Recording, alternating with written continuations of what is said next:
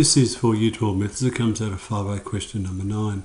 A bank offers cash loans at 0.04% per interest. A loan of 10,000 is taken out, and this is the interest payable. So this C1 equals 10,000 times 1.1234 to the x minus 10,000. Multiplying that out. This is the interest received. It's not the total of the loan, it's the interest only, the interest payable. So I need to graph this against x. At 0, so when x equals 0, that's 1, so that's 10,000 minus 10,000. I should have a graph that looks like this. There's an asymptote over here at y equals minus 10,000. However, it starts here at 0, 0.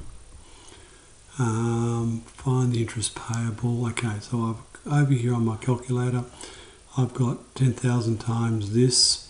When x equals 100, the interest payable is $408.02.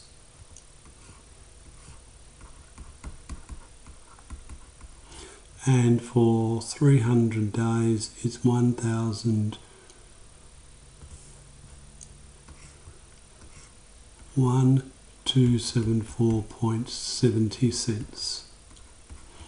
So of my graph here, I can do 100 and do 100 and 408.02 as being my 2 points for C1 against X. After how many days is the interest payable? 1,000. So I would need to take this, make it equal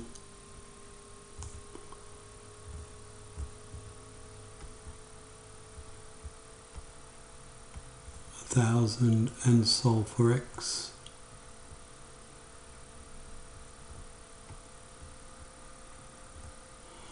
And it's going to be after 238 days.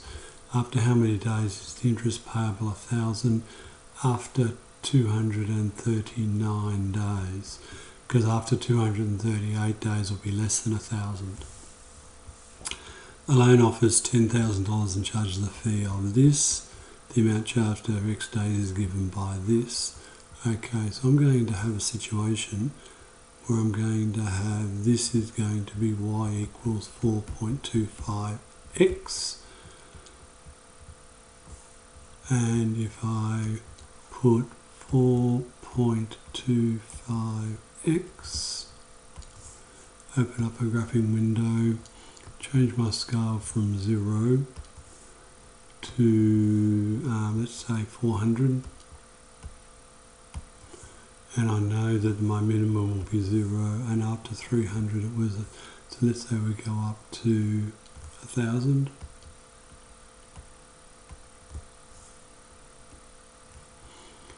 And I take this, and I drag and drop it. And I take this and I drag and drop it. And if I do analysis, G-sol intersection, my first is at 0, 0. And my second is at 301.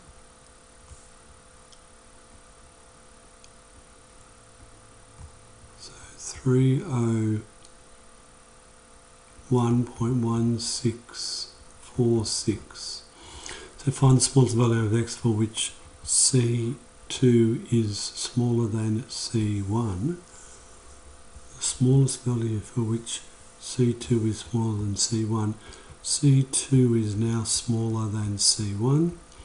The smallest value that will occur will be 302 days, because at 301 days C2 is bigger than C1.